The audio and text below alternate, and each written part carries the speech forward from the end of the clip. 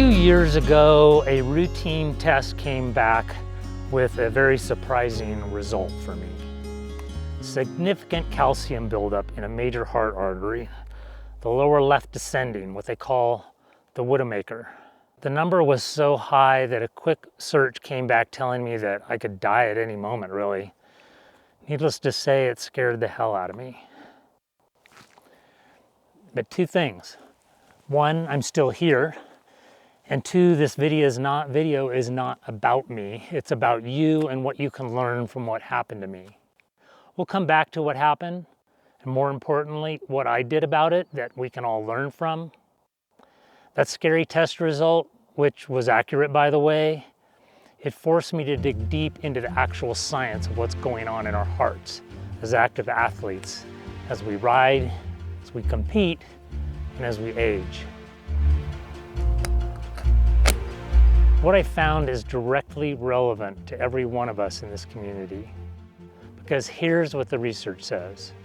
How we train, how much reserve you built into the cardiovascular system of yours may be the single most important variable determining the quality of the rest of your life, the last 30 or 40 years. First, let's talk about the metric they say matters more than any other for your functional independence as you age. VO2 max, your maximum oxygen consumption. In a sedentary population, VO2 max declines at about 10% per decade after age 30.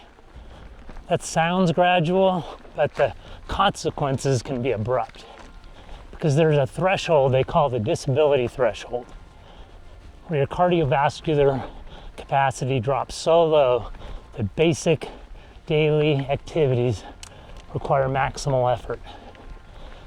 Climbing stairs, carrying groceries, walking briskly through the airport, these things become physiologically exhausting. Before we go deeper, working on that VO2 max data we just covered, along with the specific training zones that actually build the reserve, it's laid out in detail in the current Road Less Traveled newsletter. It's free. There's a link in the description, so check it out. I put together a sample weekly training schedule with the heart rate zones and sessions durations to maximize your cardiovascular reserve. So how does the master athlete or any of us stay so far above that threshold? It comes down to stroke volume, the amount of blood your heart ejects with each beat. Here's the difference between a trained and an untrained heart at age 70. The untrained heart has gradually stiffened. The left ventricle can't fill completely. So when exertion demands more cardiac output, the only option is to increase heart rate. But maximal heart rate declines with age. You hit a ceiling. Your system fails to keep up with the demand. The trained heart is different. Decades of endurance training keep the left ventricle compliant, supple enough to fully fill at rest and under load. More fill, more stretch, more output per beat. A massive stroke volume, and that doesn't decline nearly as fast as heart rate. But stroke volume is only half of the story. The other half is what's happening in the walls of your arteries. Every time you ride hard or you're using that heart, the surge of blood through your vessels creates mechanical friction against the artery wall, shear stress. In your endothelium, the single cell lining of every blood vessel in your body responds by producing nitric oxide. Nitric oxide is a vasodilator. It relaxes the vessel walls, reduces resistance, and keeps the artery elastic and compliant. Year after year of training preserves the elasticity in a way that sedentary aging just destroys. Sedentary aging stiffens the arteries. Stiff arteries send pressure shock waves into your brain, in your kidneys, in your eyes. They call this hypertensive damage, and it accumulates silently for decades.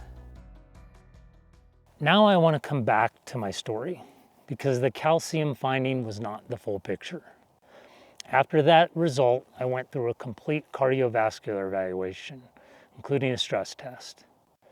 Here's what came back. My MET score, that metabolic equivalent of task output during a stress test, was very high for my age.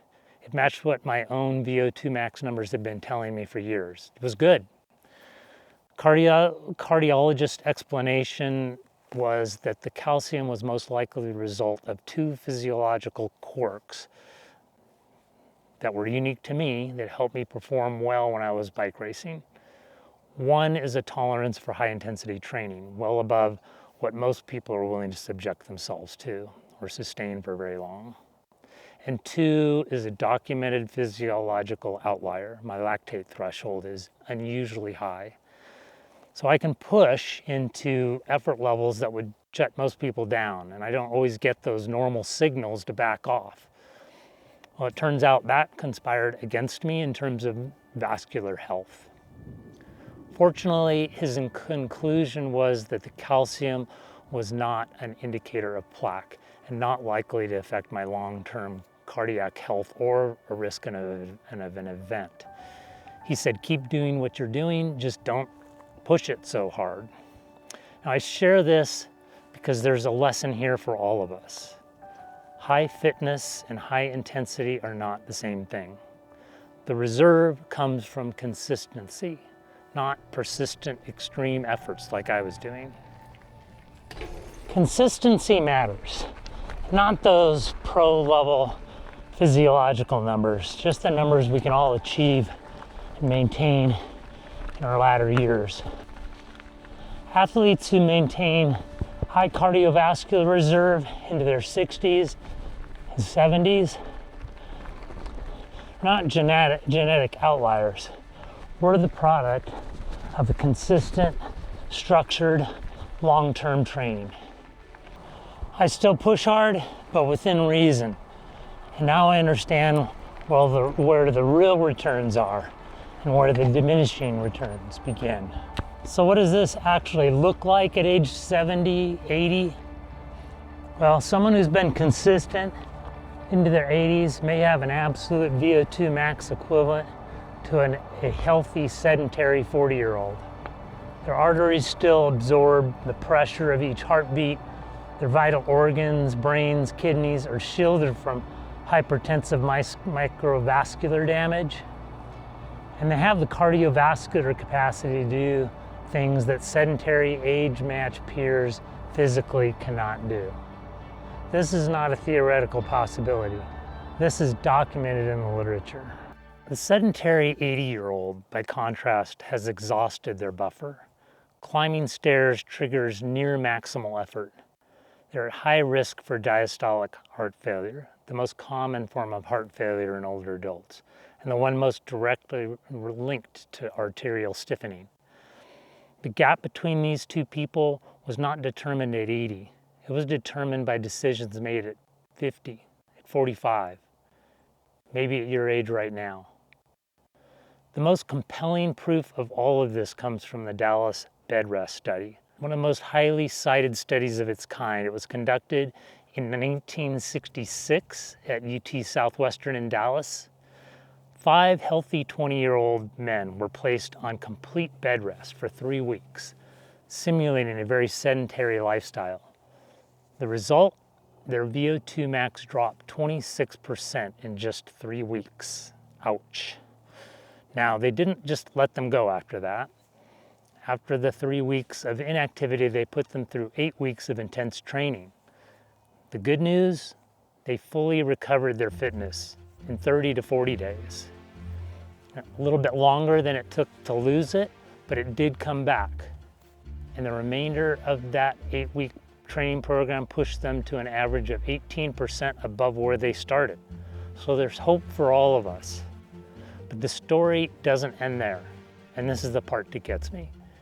The same researchers tracked these men for another 40 years. The cardiovascular deterioration from 4 decades of aging, 27%. So think about that. 3 weeks of inactivity at age 20 caused nearly the same cardiovascular decline as 40 years of aging. I'll tell you what, when I think about that study, I genuinely get antsy when I haven't moved in a few days. The cardiovascular reserve is the pump that makes everything else possible. It delivers oxygen to the brain that enables cognitive function. It drives the circulation that feeds muscle protein synthesis. It is the foundation. For those of you that made it this far, I have something for you. A low-cost, do-it-yourself electrolyte formula. The exact daily mix and high-intensity race mix I use on every ride, with full batch prep quantity so you can make 50 tubes at once. It's based on ACSM, the American College of Sports Medicine guidelines. It costs under 20 cents per serving. There's a link in the description. It's free, one-page PDF. You can print, keep handy, stay hydrated, and stop paying $2 a serving for something you can make yourself. In the next video, we move to Pillar 3, musculoskeletal reserve. The strength most endurance athletes are not building, and what happens when you don't. I have a photo I'm going to show you, an honest one, embarrassing one actually, but it helped convince me to change how I train. Before you go, what really helps people on this channel is knowing we are not alone.